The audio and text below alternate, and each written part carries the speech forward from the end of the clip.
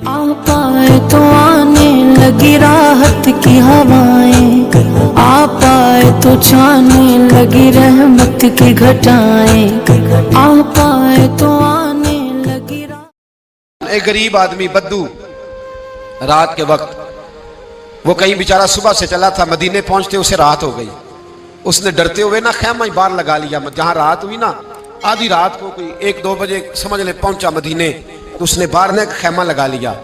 बीवी उसकी उम्मीद से थी, बच्चे की विलादत का वक्त करीब आ गया, बीमार हो गई, उसने खैमा लगाया। बीवी अंदर है, हजरत उमर फारूक गश्त पे थे रात को, साथ एक गुलाम था।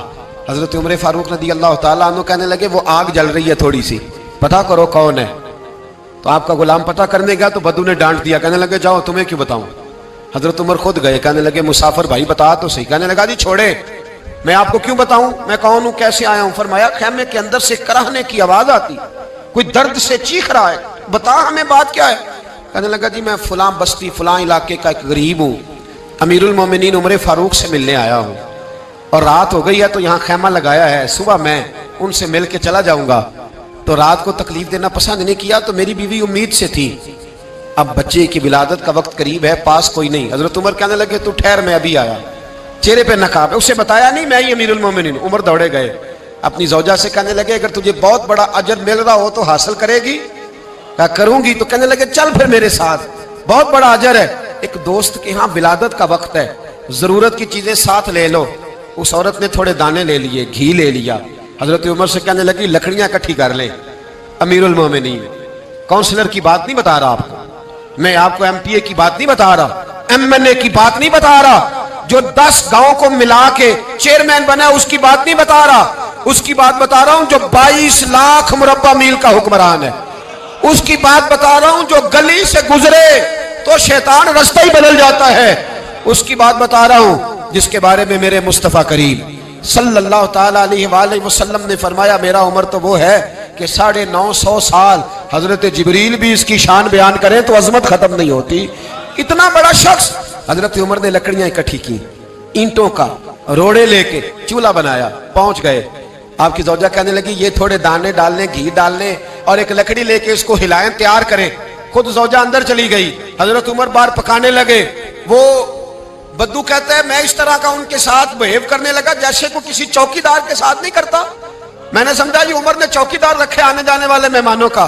मैं कभी पानी का प्याला मांगता, कभी कोई बात, उमर दौड़े जाते, कभी पानी लाते। ओ मुसलमानों, ओ मेरे रसूल के गुलाम अजीजो, हजरत उमर फारूक। वो गुलाम कहता है मैं उमर से कहता, मैं कहता गुलाम पानी ला, तो उमर दौड़ के पानी लाते। मैं कहता तुझे घी पकाना भी आता है, पहले भी कभी पकाया है? तो उमर फरमाते कोशिश तो कर रहा हूं। मैं कहता पहले भी कभी तेरी बीवी ने ये काम किया है? तो हजरत उमर कहने लगे मुझे याद नहीं, पूछ के बताऊंगा। कहते हैं क्या रंग था, क्या अंदाज था, क्या मुस्तफा की तरबियत थी, क्या अंदाज हुजूर ने सिखाए गुलामों को। ये किस तरह का अमीर है कि ये हंडिया पका रहा है, फूके मार रहा है एक गरीब के लिए, देहाती के लिए जिसे जानते भी नहीं। अंदर उस शख्स की बीवी के यहां बेटा पैदा हुआ तो हजरत उमर की बीवी अंदर से बोल के कहने लगी अमीरुल मोमिनीन मुबारक हो, आपके दोस्त के यहां बेटा पैदा हुआ है। जब कहा ना अमीरुल मोमिनीन मुबारक हो तो वो शख्स कहता है मेरे हाथ कांपने लगे और मैं इस तरह दौड़ा कि मेरी पगड़ी गिर गई। मैं दौड़ा तो उमर ने बुलाया, कहा किधर जाते हो?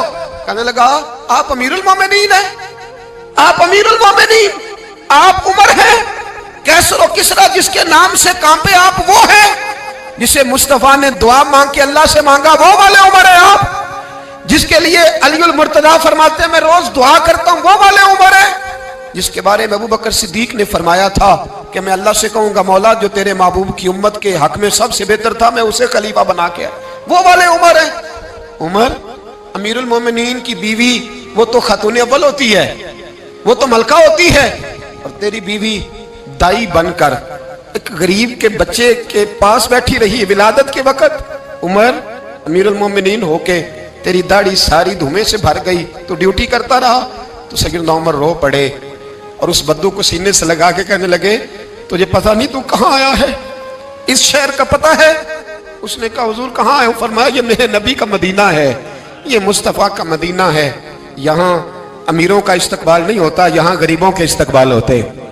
یہاں حضور نے اس اسٹیٹ پہ میرے رسول پاک نے وہ والا رنگ دیا ہے کہ اب غریب سر اٹھا کے جینے لگے ہیں، اب مزدوروں کو عزتیں ملنے لگی ہیں، اب یتیموں نے سر اٹھا لیا ہے کہ ہمارا کوئی سننے والا